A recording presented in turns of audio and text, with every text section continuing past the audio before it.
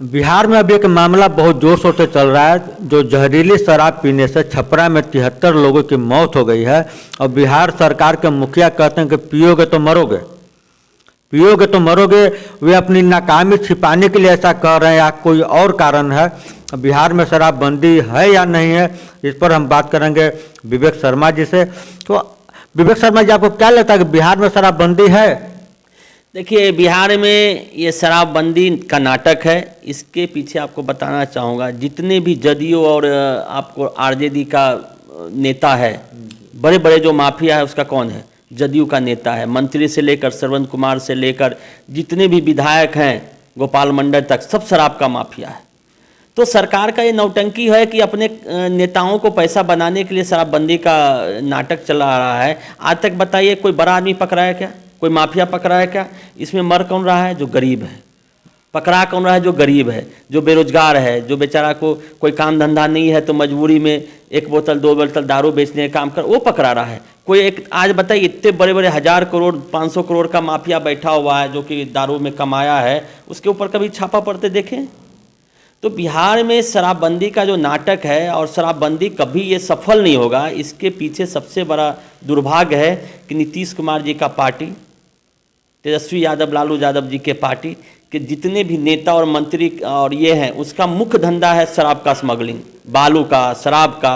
अभी जिसे बालू पहले था, हथियार था, गांजा था, अभी नंबर 1 पे शराब आ गया है। सबसे इजी गोरख धंधे हैं, सबसे इजी माफियागिरी है। तो ये कभी नहीं होगा। और नीतीश कुमार जी को मालूम है कि ये जो ढोंग है कि हम पब्लिक को संपैथी लेने के लिए हैं। आज देखिए, उसके कारण 100 परिवार का, आप 73 बोले नहीं, लगभग 100 से ऊपर परिवार का हो गया है हत्या। एक तरह से सरकारी हत्या हो गया है। आप ठीक है, शराब जो पिया वो गलत है, हम ये नहीं बोलते कि जो शराब पीने वाला वो कोई इंसान है या कोई साधु है या कोई महान आदमी है, लेकिन आप ये सोचिए कि वो शराब आखिर बना कैसे, उसके बनाने का मुहैया कौन कराया?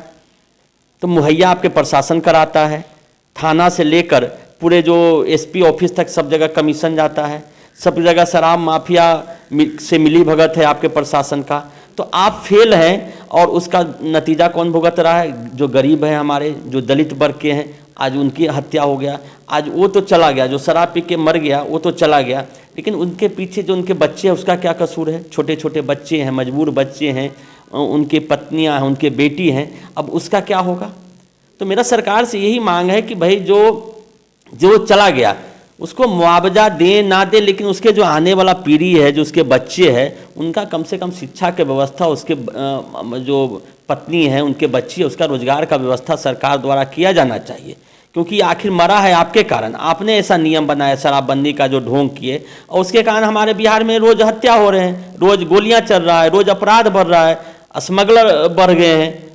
तो सबसे बड़ा तो दुर्भाग्य है ना कि ये शराब की आड़ में बिहार का कानून व्यवस्था खत्म हो गया है।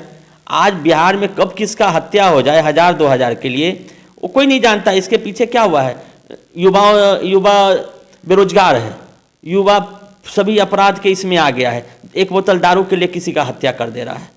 तो ये बिहार पूरा कोलैप्स हो गया है। यहाँ पे सरकार नाम की चीज़ नहीं है, और ये इन लोगों को लगता है कि फिर हम जाति का नाटक करेंगे, फिर चुनाव जीतेंगे। इनका एक ही लक्ष्य है कि जातियों में उन्माद फैलाओ। आपको बताना चाहूँ, जो कटिहार का मुद्दा हुआ, मोहन ठाकुर और कौन यादव गैंग में, दोनों अपराधी है, संतोष रेणु यादव, हाँ, दोनों अपराधी है। दोनों जो वहाँ पे गैंगवार हुआ, उसको जातीय रंग देने का काम किया गया।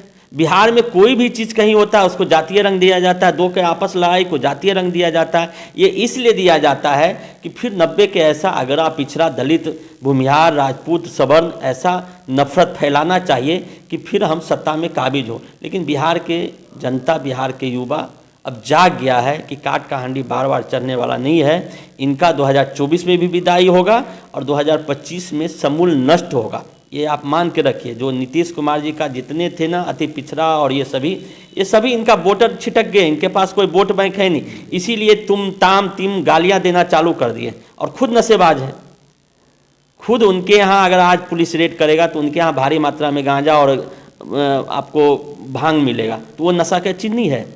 तो अपने पाप छुपाने के लिए किसी पे आरोप लगाते हैं। आपको बताना चाहूँगा 2-4 दिन पहले आपको लखीसराय विधानसभा के घोंगसा गांव है, वहाँ पे जदयू के कार्यकर्ता दारू का माफिया है, आरोप किस पे लगा दिया गया? विजय कुमार सिन्हा जी के वहाँ पे रिश्तेदार है, उस पे लगा दिया गया। मतलब ये दूसरे पे दोष आरोपण करके अपनी गलती छुपा लेना। कल एक स्टिंग में सामने आया है कि राजद के विधान पार्षद बोल रहे हैं कि तेजस्वी यादव खुद रात में प्रतिदिन शराब पीते हैं और जदयू राजद का अधिकतर नेता या मंत्री भी शराब पीते हैं, तो आखिर इसका शिकार केवल गरीब ही क्यों हो रहा है? मैं तो बताया ना, आपको पहले ही बताया, गोपाल मंडल का सुनिएगा कि हम तो दारू पीते हैं, वैसे कई हैं। ये देखिए, राजद का विधायक और जदयू का विधायक, उसमें 99% चोर, पॉकेटमार, अपहरणकर्ता, भैंस चोर, मुर्गी चोर, जितने भी तरह का कुकर्म करने वाला है, बालू माफिया, गांजा माफिया, हथियार माफिया, शराब माफिया, बलात्कारी, ये जितने भी हैं उसमें कौन है विधायक? नाम किसी का लेना भी पाप है। आप पटना जिला से उठा लीजिए, चले जाइए कटिहार, पूर्णिया, गया तक मंत्री बना हुआ है। हाईकोर्ट का जज बोले ना, हाईकोर्ट का जज बोले सुरेंद्र यादव के बारे में कि जो कल तक चोरी करता था, जो कल तक जमीन कब्जा करता था, जो दूसरे का घर कब्जा करता, आज मंत्री बना हुआ है। तो जब कहावत है कि सैया भय गोतवाल तो डर काहे का, अब जब चोर वही सब नेता मंत्री बन गए, उसके पास कानून व्यवस्था आ गया, उसके पास प्रशासन आ गया, तो बिहार में अपराध बढ़ना ही है, कानून व्यवस्था खराब होना ही है। जब रक्षक ही भक्षक बन जाए तो रक्षा कौन करेगा? कानून व्यवस्था की स्थिति बिहार में बहुत खराब है, आपका ये कहना है? खराब है। किसी को आप देख रहे हैं ना, आप सुबह से रात तक उठा लीजिए तो बस हत्या गिनते जाइए, कितनी हत्या हुआ। राजधानी भी शायद छूता नहीं। राजधानी का बता रहे हैं, मंटू शर्मा जी का 5 दिन 6 दिन हो गया, ये पिछले बुधवार की हत्या हुआ, आज मंगलवार हो गया, 7 दिन हो गया, एक अभी तक यहाँ पे हुआ गिरफ्तारी, जबकि सीसीटीवी फुटेज है, पूरा चेहरा है अपराधियों का। राजधानी पटना की है, रात 9 बजे, जो कि पटना का सामने, उनके घर के सामने बीएमपी का आपको ट्रेनिंग सेंटर है, हजारों वहाँ पे रहते हैं। तो आप देखिए, पकड़ाया नहीं, पकड़ाएगा भी नहीं, क्योंकि ये प्रशासन द्वारा मिली भगत है। देखिए, बिहार में किसी भी हत्या हो रहा है, खासकर भूमिहार समाज का जो हत्या होता है, मैं इतिहास बताऊंगा, ब्रह्मेश्वर मुखिया जी से लेकर समीर कुमार से लेकर कृष्णा शाही से लेकर जितने भी हत्या हुए हैं, तो उसमें सरकारी मशीनरी के द्वारा हुआ है, सरकार के संरक्षण में हुआ है, सरकार के समर्थन में हुआ है, सरकार के सहयोग में हुआ है। इसलिए देखिएगा कि जितने भी आज तक भूमिहार का हत्या हुआ है, आप तो उसका सजा दूर की बात है, अपराधी नहीं पकड़े गए, अपराधी को ही नहीं पकड़ा गया है। तो आपको याद दिलाना, जहाँ पे मंटू शर्मा जी का हत्या हुआ, उसके बगल में मौर्य बिहार है। 2016 में एक युवा को हत्या कर, चंदन कुमार युवा को हत्या कर दिया गया था दारू माफिया के कारण। आज तक 16 से 6 साल होने, आज तक वो नहीं पकड़ाया हत्यारा। तो बिहार का तो आप सोचिए, बता ही ना हो ना, सब जगह पुलिस को कमीशन जाता है, थाना से लेकर ऊपर मंत्री तक कमीशन। तो पकड़ेगा कौन? जब अपराधी कमीशन दे रहा है तो अपराधी को पकड़ेगा थोड़े, अपराधी उसको पैसा देता है। अपराध हुआ, ये हत्या हुआ होगा, करोड़ों रुपया ले लिया होंगे, एसपी से लेके थानेदार से लेके सबके पास पैसा पहुंच गया होगा, तो कहाँ से पकड़ेगा? और इसी कारण जो अपराधी है उसका मनोबल बढ़ा हुआ है। इसी तरह क्राइम हो रहा है, दिन दहाड़े क्राइम इसलिए बढ़ रहा है कि अपराधियों में प्रशासन का खौफ नहीं है।